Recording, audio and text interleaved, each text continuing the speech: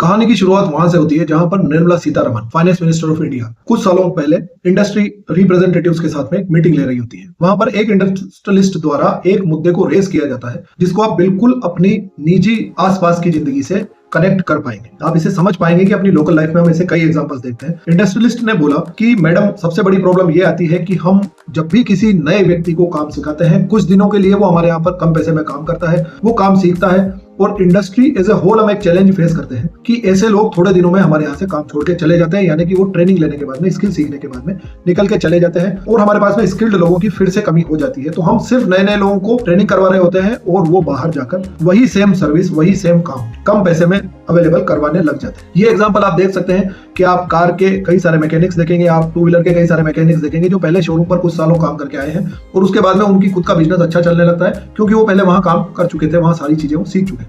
यही example applicable है mobile sector में भी। आप ये जानते हैं कि अगर आप आपकी किसी अच्छी कंपनी का आपके पास मोबाइल है, जब उसको कंपनी के सर्विस सेंटर पर लेकर जाएंगे तो वहां के चार्जेस, इवन मोबाइल में, लैपटॉप में, इलेक्ट्रॉनिक अप्लायंसेज में आप देखेंगे किसी में, वहां के चार्जेस बहुत अलग होते हैं कंपनी के। पर वही सेम चीजें, प्रोडक्ट हो सकता है उसमें कुछ कॉम्प्रोमाइज हुआ हो, पर वही आपका काम या आपके मोबाइल को उसी कंडीशन में करके बाहर वाले भी प्रोवाइड कर देते हैं और उसकी रेट लगभग आधी हो जाती है। This is the challenge as a whole for the industry. इस चैलेंज को टारगेट करना और इसके साथ में दूसरा चैलेंज है, एक चैलेंज हुआ इंडस्ट्री का जिनके पास में लैक ऑफ स्किल्ड लेबर है। वहीं एक और चैलेंज है इंडियन यूथ, और इंडियन यूथ के लिए कहा जाता है डेमोग्राफिक डिविडेंड। डेमोग्राफिक डिविडेंड का मतलब जननांकिकी लाभांश। देशों के साथ ऐसा होता है पूरे विश्व में कि वहां की जनसंख्या की मेजोरिटी पॉपुलेशन, यानी कि जनसंख्या का एक बड़ा भाग एक साथ जवान हो रहा होता है और एक साथ वृद्धावस्था में जा रहा होता है। अखबारों में और पत्र पत्रिकाओं में कई सारी न्यूज में आपने पहले ही पढ़ चुके होंगे, कई बार आपने इस डिस्कशन को सुन लिया होगा कि जापान की पॉपुलेशन एक वृद्धावस्था की तरफ जा रही है, चाइना की पॉपुलेशन भी एक वृद्धावस्था की तरफ जा रही है और इंडिया की पॉपुलेशन यंग बनी हुई है और कुछ सालों तक यंग बनी रहेगी, जिसका टारगेट हमने लगभग 2050 बताया है।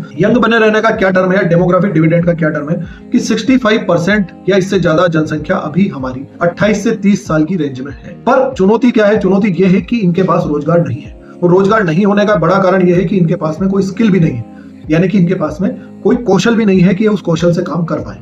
हुनर इनके पास में कुछ भी नहीं है। तो ये करते क्या है? तो ये मोस्टली मोबाइल ऑन किया, रील बनाते हैं, लाइक्स करते हैं और कई सारे इन्फ्लुएंसर और वायरल होना और ऐसा होना वैसा होना, ये सारी लाइफ चलती रहती है। यानी कि हमने कुछ भी स्किल्ड नहीं सीखा जिससे हम प्रोडक्शन कर रहे हैं। तो ओवरऑल इकोनॉमी में अगर आप कुछ भी प्रोड्यूस नहीं कर रहे हैं तो you are just a consumer और आपकी इकोनॉमी कंज्यूमर बेस्ड इकोनॉमी हो जाएगी। यानी कि सिर्फ उपभोग हो रहा है, उत्पादन कुछ नहीं हो रहा है। जब उत्पादन नहीं हो रहा है तो आप ज्यादातर चीजें सिर्फ बाहर से इंपोर्ट कर रहे होंगे और जब आप इंपोर्ट कर रहे होंगे तो ऑब्वियस सी बात है देश का जो पैसा है वो बाहर जा रहा होगा। इसको ध्यान में रखते हुए पीएम इंटर्नशिप स्कीम लॉन्च की गई। ये एक तीर से दो शिकार करती है। एक तीर से दो शिकार करने में ये बात आती है कि एक तो हम इंडस्ट्री में जो लैक ऑफ स्किल्ड लेबर है उसको खत्म करेंगे, दूसरा ये जो यूथ टिकटॉकिया बना हुआ है, सिर्फ इंस्टा पर इन पे रील डालना, छोटे छोटे शॉर्ट वीडियोस बनाना और ये सब डाल के इन्फ्लुएंसर बनने के चक्कर में हम सिर्फ लाइफ खराब कर रहे हैं, दिन भर पूरा कर देते हैं पर पता नहीं है कि एक्चुअल में हम क्या कर सकते हैं, क्या हम जानते हैं, हमने क्या स्किल ली। वो काम करने का फ्यूचर नहीं रहा, इस चीज को हम खत्म करें। इंट्रोडक्टरी बात करते हैं कि पीएम इंटर्नशिप स्कीम की घोषणा बजट 2024 में की गई थी और इसे पहले पायलट प्रोजेक्ट के बेसिस पर लॉन्च किया जाएगा। इसके फीचर्स की बात करें तो हम टारगेट कर रहे हैं 1 करोड़ इंटर्नशिप प्रोवाइड करने की युवाओं को,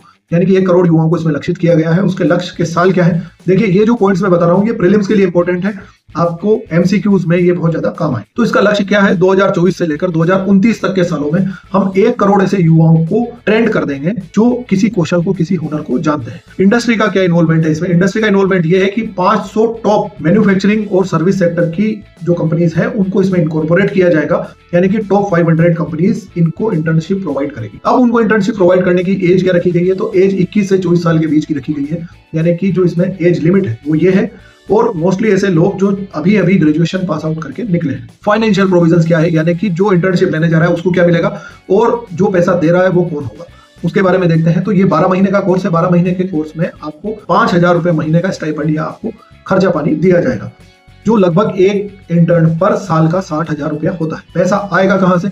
इसके लिए प्रोविजन यह है कि 500 रुपए तो कंपनी देगी, 4,500 रुपए भारत सरकार बेयर करेगी। Getting this? ये कंपोजिशन याद रखना, इस पर क्वेश्चन बन सकती है। 5,000 रुपए कौन उठाएगा? वो कंपनी तो उठाएगी नहीं, कंपनी सिर्फ 500 रुपए देगी और 4,500 रुपए भारत सरकार बेयर कर रही होगी। और कोई एडिशनल बेनिफिट है क्या? यस, इसमें एक प्रोविजन रखा गया है जो मैं आपको अभी बता देता हूँ। कोशिश ये की जाएगी, सरकार का टारगेट ये है, क्योंकि 5,000 रुपए बहुत बेयर मिनिमम पैसा है, बहुत हम समझ सकते हैं कि आज के टाइम पर 5,000 रुपए बहुत कम पैसा है।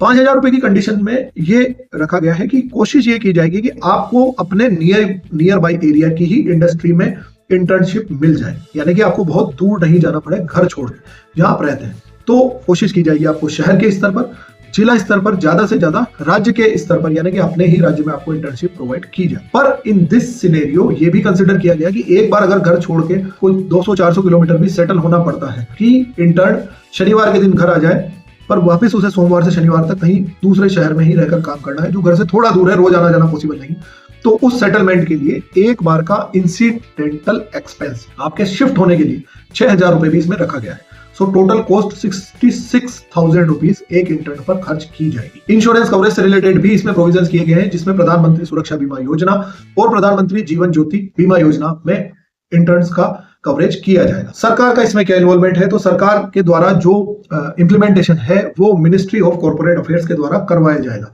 सो मिनिस्ट्री ऑफ फाइनेंस इसे नहीं कॉर्पोरेट कर रही है, मिनिस्ट्री ऑफ कॉर्पोरेट अफेयर्स के द्वारा इसको इंप्लीमेंट किया जा रहा है, ये याद रखना। इसके लिए एक पोर्टल ऑन कर दिया गया है और इस पोर्टल पर आपको अपने जो अप्लाई है वो ऑनलाइन करना है। एक व्यक्ति लगभग 5 तरह की इंटर्नशिप के लिए अप्लाई कर सकता है, वहां पर आपके रोल और आपकी रिक्वायरमेंट के अनुसार आपको अलॉटमेंट हो जाएगा। कंपनीज का क्या पार्टिसिपेशन है, कंपनीज जो 500 कंपनी है उनको सरकार वॉलंटरी बेसिस पर अभी अलाउड कर रही है, यानी कि वॉलंटरी बेसिस पर वो देश के युवाओं को अपने यहाँ पर ट्रेनिंग प्रोवाइड करेंगे। मतलब कि सरकार ने पाबंद नहीं किया है, जैसे इलेक्शन के टाइम पर गाड़ियां पकड़ लेते हैं बाजार से कि ये अगर जो भी कमर्शियल व्हीकल है वो सबको पकड़ पकड़ के लगा देते हैं कि ये चुनाव में लगेगी, वैसा कुछ भी नहीं किया सरकार ने कि ये हमने इनको पकड़ा, वो वॉलंटरी बेसिस पर करेंगे। अच्छा, उनका ऐसा क्या लाभ है कि वो वॉलंटरी बेसिस पे ये सब करें? ऑब्वियस सी बात है, 500 रुपए महीने में अगर आपको एक इंटर्न मिल रहा है जिससे हम छोटा मोटा काम सिखा सकते हैं, और अगर 10-15 दिन 20 दिन में 2 महीने में काम सीख जाता है तो बाकी के 8 से 10 महीने वो आपके लिए काम का व्यक्ति है। हम उसे फर्निशिंग कर रहे हैं, पर फिर भी आपको 500 रुपए में अगर एक पर्सन मिल रहा है, एक एम्प्लॉय मिल रहा है, तो दैट वुड नॉट बी मतलब ये कोई घाटे का सौदा नहीं है। ठीक है, अब ये बात की पायलट प्रोजेक्ट में अभी क्या टारगेट रखा गया है, तो दिसंबर 2024 से दिसंबर 2025 के बीच में 1.25 लाख इंटर्न को इसमें ट्रेन करने का टारगेट रखा गया है। क्यों पायलट प्रोजेक्ट? क्योंकि हम फिजिबिलिटी को टेस्ट कर रहे हैं कि ये स्कीम फिजिबल होगी या नहीं होगी। एक्सपेक्टेड बेनिफिट्स क्या होंगे उसको मैं सबसे पहले बता चुका हूं। एक, हम इंडस्ट्री में जो लैक ऑफ स्किल्ड लेबर है उसको खत्म कर पाएंगे देश की, और दूसरा, इन टिकटॉक के युवाओं को हम कामगार बना सकेंगे इंस्टेड ऑफ कार्यभार। ये जनसंख्या जो कार्यशील हो सकती है वो कार्यभार बनी हुई है, उसको कार्यशील बनाने की इसमें प्रयास किया जाएगा या लक्षित किया जा रहा है। ओके, अब इसमें अगर बात की जाए, यहां तक बात हो गई कि प्रीलिम्स से रिलेटेड क्या क्या कंसेप्ट पूछे जा सकते हैं, क्या क्या प्रोविजंस हैं, उस पर हमारे से क्वेश्चन पूछे जा सकते हैं। अब आती है बात मेंस की, क्योंकि ये स्कीम अगले 1 साल चलेगी और 1 साल में हमसे ये एनालिसिस करवा सकते हैं मेंस या इंटरव्यू में कि इनको क्या क्या चुनौतियां आ सकती है।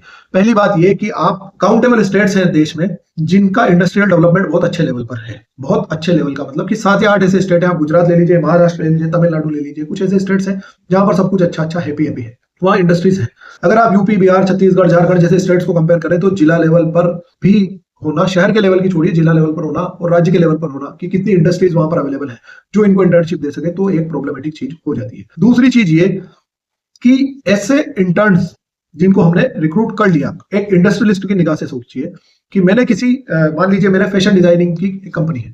फैशन डिजाइनिंग का मतलब हम नई नई फैशन निकालते हैं, कपड़ों पे नई नई तरह की डिजाइन बनाते हैं, और उनमें से कौन सी अच्छी है कौन सी नहीं है उसको सेलेक्ट करके हम एक पर्टिकुलर ब्रांड को हर साल लॉन्च करते हैं। एक आर्टिकल हम लॉन्च करते हैं, उस आर्टिकल से हमें अच्छी खासी कमाई होती है, पर उसके पीछे की जो तैयारी है कि मान लीजिए मेरा कोई एक डिजाइन निकल कर सामने आता है और वो पूरे साल भर फेमस रहता है, पूरे 6 महीने आने वाले वो हमें एक अच्छी इनकम जनरेट करके देगा, पर उस एक डिजाइन के पीछे 100 ऐसी डिजाइन बनी होगी जो खराब हुई होगी, उस चीज की जो कॉस्ट है वो बहुत ज्यादा हो जाती है। तो कभी कभी ऐसा हो सकता है कि उस इंटर्न में वो स्किल ही नहीं है, क्योंकि ये अगर मैं अपैरल सेक्टर की बात करूं, फैशन की बात करूं, आप ये समझ सकते हैं कि ये क्रिएटिविटी का काम है सर। अगर उस बच्चे में क्रिएटिविटी नहीं है कि वो अच्छी डिजाइनिंग कर पाए, and for the sake of just 5,000 rupees वो ये देखे कि मुझे कुछ घंटे यहाँ पर देने हैं जिसके मुझे सिर्फ 5,000 रुपए मिलते हैं, उसके बाद भी मुझे बाहर जाकर दूसरा काम करना है। इस कंडीशन में जो कॉस्ट होगी, जो खर्चा हो रहा है, जो बिगाड़ा किया जाएगा रिसर्च पर या जो चीज लर्निंग पर खर्चा होगा, वो अच्छी खासी कॉस्ट हो सकती है। तो अगेन हो सकता है कि इंडस्ट्री इसमें इंटरेस्टेड ही नहीं हो, कुछ इंडस्ट्रीज इसमें इन इंटर्न्स को नहीं ले। Getting my point? सो ये हो गया कि एक तो लोकेशन से रिलेटेड जो डिस्पैरिटी है वो हो सकती है, दूसरा हो सकता है ट्रेनिंग की कॉस्ट से लेकर डिस्पैरिटी हो सकती है। थर्ड थिंग इसमें एक और चल जाती है, आपने बैंकों में या किसी सरकारी इंस्टीट्यूट में आप जहां गए होंगे वहां आपने एक चीज जरूर फेस करी होगी। मान लीजिए आपने किसी इंटर्न को गाड़ी का इंजन खोलना, उसको वापस पैक करना या इंजन का काम करना सिखा दिया, वो किसी अच्छी कंपनी में, मान लीजिए टाटा मोटर्स में, उसने सुजुकी में कहीं पर ये काम सीखा है। What about the soft skills? आजकल कंप्यूटर का नॉलेज होना और कंप्यूटर को जानना सीखना, उससे कनेक्ट करना सब में एसेंशियल है, क्योंकि अब एआई बेस्ड ऑटोमेटिव इस तरह के टूल्स आ चुके हैं कि हो सकता है कि इंजन का जो प्रॉब्लम है वो आपको अपनी आंखों से नहीं देखनी, आपको सिर्फ इंजन खोलना है, ऊपर एक स्कैनर लगा रखा है और वो स्कैन करके बताएगा कि इस इंजन में क्या प्रॉब्लम है।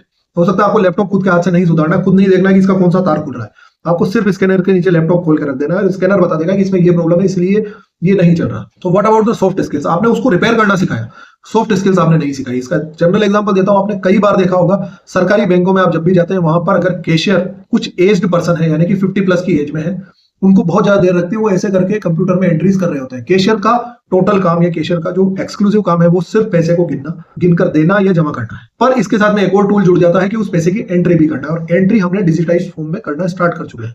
ये सारी चीजें ऑनलाइन ही होगी, वो पहले हाथ से लिखा करते। उस जमाने के लोग अभी भी सरकारी सेवा में है और हमें उनको सॉफ्ट स्किल्स सिखानी पड़ी, उनको कंप्यूटर की ट्रेनिंग देनी पड़ी। 50-55 साल की उम्र में हमने उनको कंप्यूटर की ट्रेनिंग दी, पर क्या वो उस ट्रेनिंग को ले पाए, उसको एब्जॉर्ब कर पाए और वो सीख पाए? ठीक है, वो एंट्री करना सीख गए, पर उसके बाद भी वो उससे बहुत ज्यादा फ्रेंडली नहीं हो पाए। तो इन दिस फेज जो सॉफ्ट स्किल्स हैं, किसी भी तरह की डिजिटल स्किल्स हैं, वो इस इंटर्नशिप में नहीं प्रोवाइड की गई। This is the whole issue. ये इसके चैलेंजेस हो सकते हैं, बट फ्यूचर आउटलुक क्या है कि यस, हम हमारे यूथ को स्केल अप कर पाएंगे और एक बेटर जो मास है या एक better group of skilled labour है वो हम इंडस्ट्री को प्रोवाइड कर पाएंगे। तो ये एक तीर से दो शिकार करता है, इसकी कुछ चुनौतियां हैं जिसके बारे में हमने बात करी। This is the whole issue. आपको अगर ये पॉडकास्ट पसंद आया और इस इशू को आप समझ पाए तो प्लीज चैनल को लाइक एंड सब्सक्राइब कीजिए and share with your friends too. Okay, have a very good day.